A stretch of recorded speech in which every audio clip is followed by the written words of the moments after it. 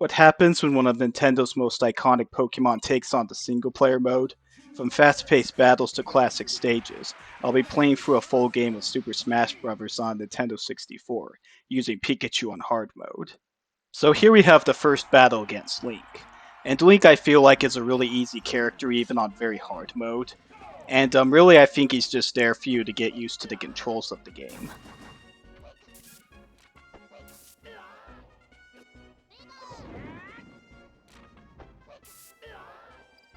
After I battle Link, I go up against the Yoshi team. And the Yoshi team I feel like is also pretty easy, even on very hard mode.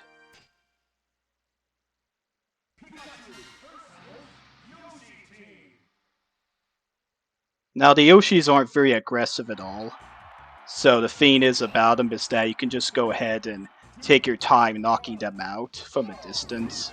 And they like to stay towards the top of the screen. Sometimes they'll go towards the bottom of the screen, in which case you could just run up to them and throw them.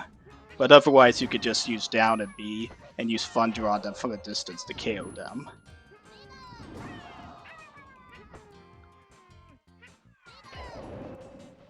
Now I'm using Pikachu throughout this video, and the reason I'm using Pikachu is because I feel like his bonus stages are pretty easy, and also because he's a really good character in general.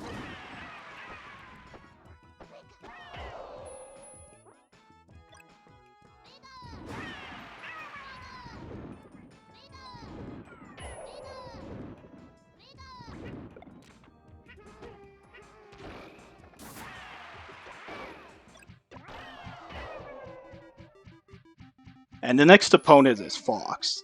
And Fox is a character I feel like where the difficulty ramps up a little bit. And he's the first opponent that's fairly aggressive on hard mode as well as very hard mode. And he's the first real challenge of the game.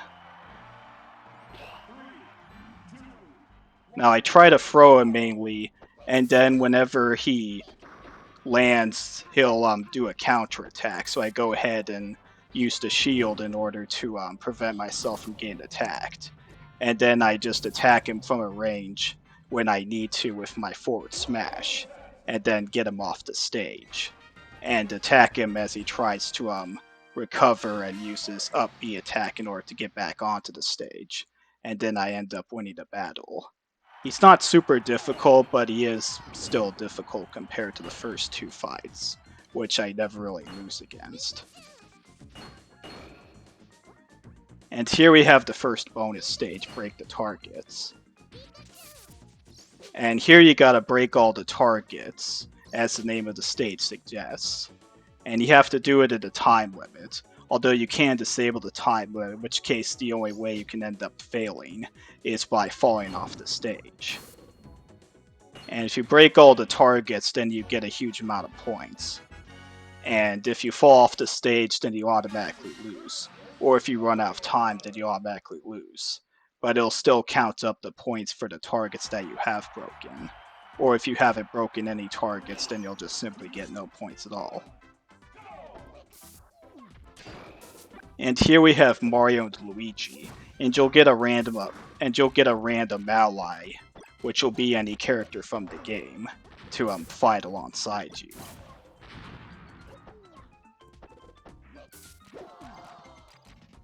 And here I pretty much use the usual strategies of throwing them and attacking them with forward smash and just trying to end the battle quickly. And this fight can sometimes be difficult, but usually it's not too challenging for me.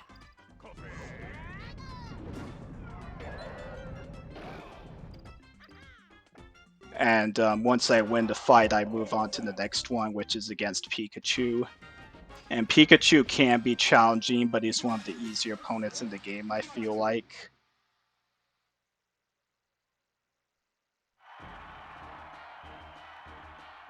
And the main thing about this stage is that there's a door there, and you don't want to hang out there too long because a Pokemon will pop out and do an attack.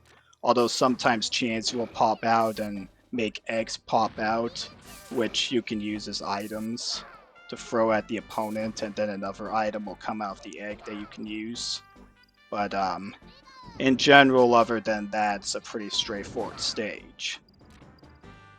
And the stages in the first Super Smash Bros. Game are all pretty straightforward. This was apparently a game produced on a low budget as a side project by Sakurai. And once this game became popular, Melee was made with a higher budget. Though I think it was made on a short amount of development time. But it did have a higher budget and more characters and more complex stages. Here we have Giant Donkey Kong. And Giant Donkey Kong,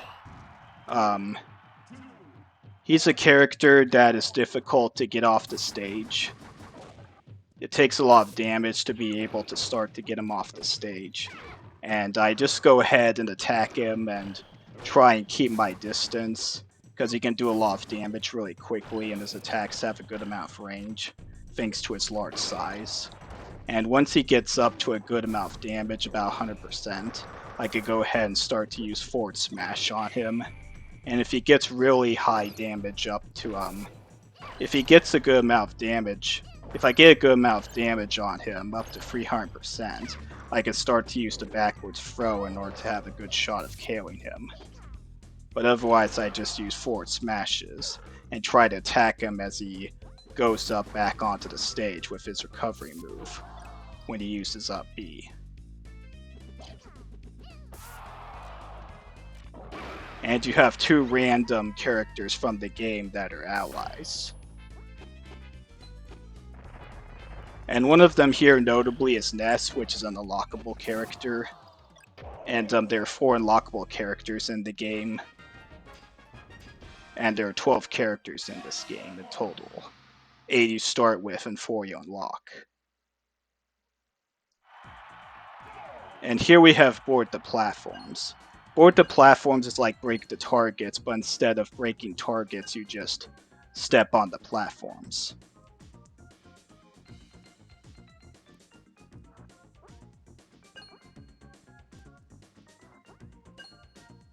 Now this stage is pretty straightforward except for the end, I think, where you have to do up B in a very precise manner in order to get up to the last platform. And you have to input up B early.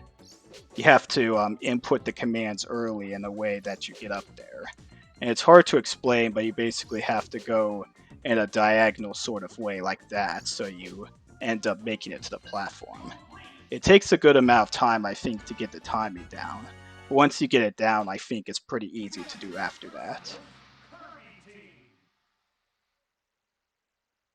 The next stage has us fighting the Kirby team.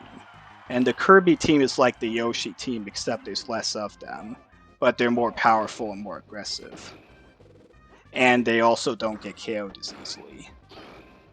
But on the other hand, well, the thing about the Kirbys is that they, despite Kirby's normally good recovery, these Kirbys don't recover very well.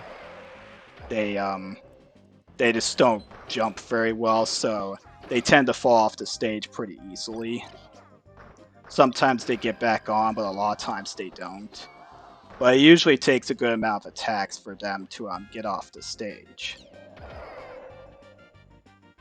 But these Kirbys can gain up on you, so this one can be difficult, so you want to be kind of careful. Not necessarily try to always run up to them from a distance.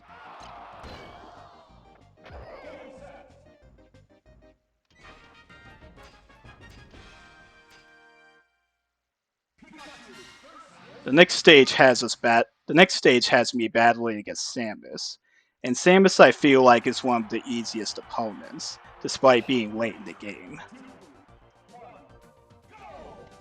When he dodges, when he does his like dodge thing, he'll roll into a ball, or rather she will. And yes, Samus is a female, and she'll roll into a ball, and this makes her very vulnerable to getting attacked. And I use a lot of throws to grab her. And when she's like this, I can use the forward smash to easily get her off the stage. Or keep her off the stage and try and go for the KO. And I'm able to carry her long before the lava gets in the way.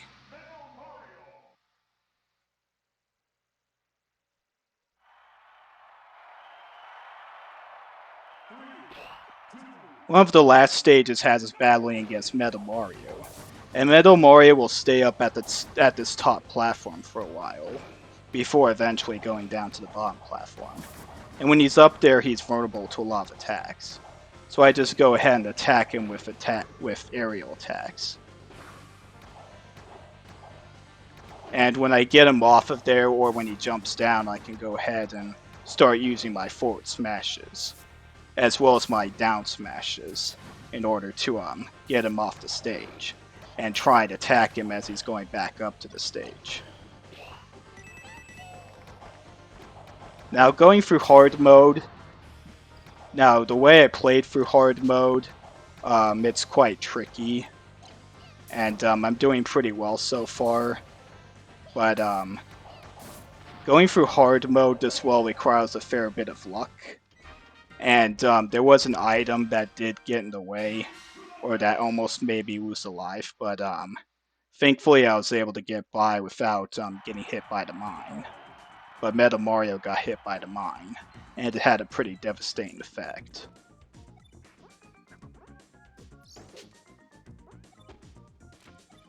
Next up is Race to the Finish, and Race to the Finish has you going to the finish in a certain amount of time. And there are different fighting Polygon team members that can get in your way, as well as different other obstacles, but I think this is pretty easy in general to get to the end in time, before the time limit runs out, which I've never actually run out of time there. And you'll get points based on how much time you have left. The second to last fight has us going against the Fighting Polygon team. And the Fighting Polygon team are easier to beat up than the Kirbys, and they go down just as easily as the Yoshis, but on the other hand they're much more faster and aggressive, and they can easily gain up on you and deal off damage.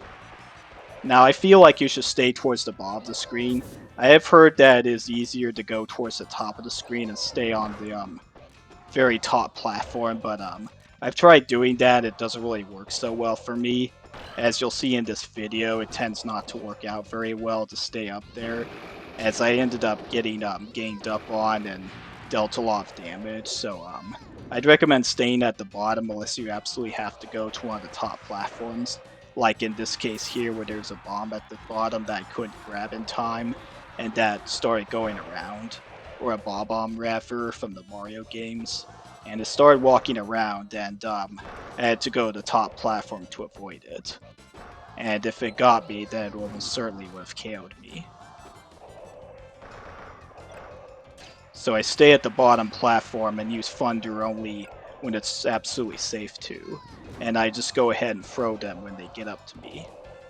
And this battle is very difficult, I think, and very random as well. And usually when I'm low on health, or rather when I have a lot of damage taken, they give me a health item. But this time it didn't happen, but thankfully I was able to get by without losing a life.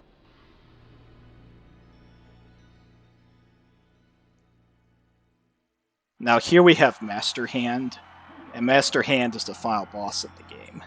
And there's no crazy hand in this game like in other Super Smash Bros games, or at least most of them I think.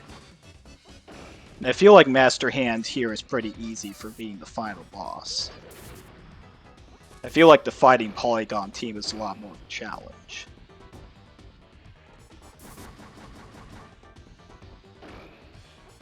Now it's really just about memorizing his attacks and reacting to them. There's no pattern to his attacks, so you just have to react to his attacks and dodge accordingly. You should really use a character like Pikachu here, that can dodge and jump really well, and that has good mid-air attacks.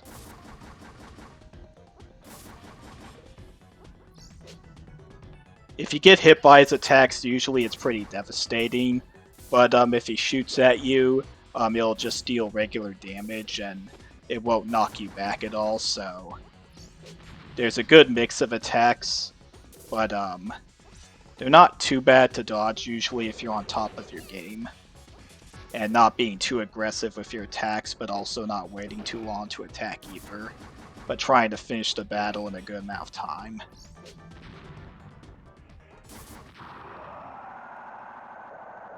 And at this point, I've just completed the game without losing a life. Now, it took me a long time to get this video. And what tends to happen is I either get here with losing 1 life or losing 2 lives. And one time I almost got a deathless run. One time I almost got to the end without losing a life, that is, but what happened is I ended up getting hit by an item during the fighting Polygon team fight. So it takes a good amount of luck and skill to get by without losing a life. But eventually I was able to do it. Here's the credits of the game. And there's no mini-game during the credits like in a game like Super Smash Bros Melee.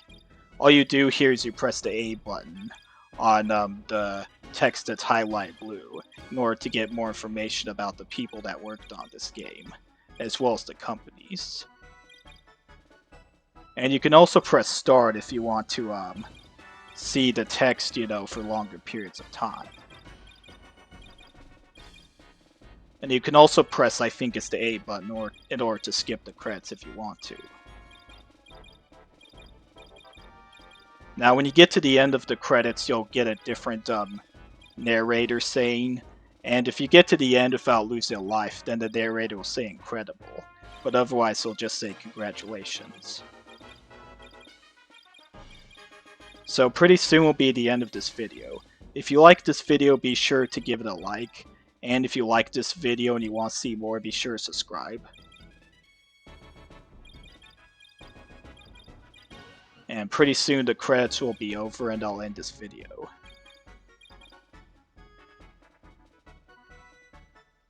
And if that'll be the end of this video, this is Isaac and I'll see you later.